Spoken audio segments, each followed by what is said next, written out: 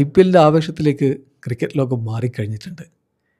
ഇത്തവണയും RCB കിരീടം ചൂടുമെന്ന് വിശ്വസിക്കുന്ന നിരവധി പേരുണ്ട്. 10-18 കൊല്ലക്കാലത്തെ കാത്തിരിപ്പ് കഴിഞ്ഞ തവണ അവർ അവസാനിപ്പിച്ചില്ലേ? ഇനി ബാക്ക് ടു ബാക്ക് കിരീടങ്ങളുടെ കാലമാണെന്ന് അവർ വിശ്വസിക്കുന്നു.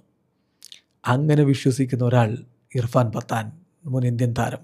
അദ്ദേഹം പറയുന്നു, കോഹ്ലിയുടെ ആ ഒരു ഹങ്കർ ഉണ്ടല്ലോ, അത് ഒന്നുകൂടി വർദ്ധിച്ചിട്ടേ ഉണ്ടാവുകയുള്ളൂ. കിരീടം ചൂടിയതോടുകൂടി അത് കഴിഞ്ഞു പോവുകയല്ല, മറിച്ച് കളി വിജയിച്ച് കിരീടം ചൂടാനുള്ള ആ ആവേശം, ആ ഒരു ഹങ്കർ, ആ ഒരു ത്വര, അതതിൻ്റെ ഏറ്റവും പാരമ്പര്യത്തിലായിരിക്കും ഇപ്പോൾ കോഹ്ലിക്ക്.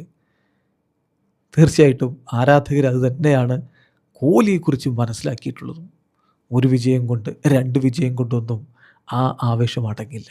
അദ്ദേഹത്തിൻ്റെ കളിയോടുള്ള അഭിനിവേശം അത് വല്ലാത്തതാണ്. ഇർഫാൻ പത്താൻ പറഞ്ഞ വാക്കുകൾ നമ്മൾ നോക്കുകയാണ്. അദ്ദേഹം പറയുന്നു, വിരാട് കോഹ്ലിയിലുള്ള ഹങ്കർ അതിപ്പോഴും അതുപോലെ അവിടെ ഉണ്ടാകും.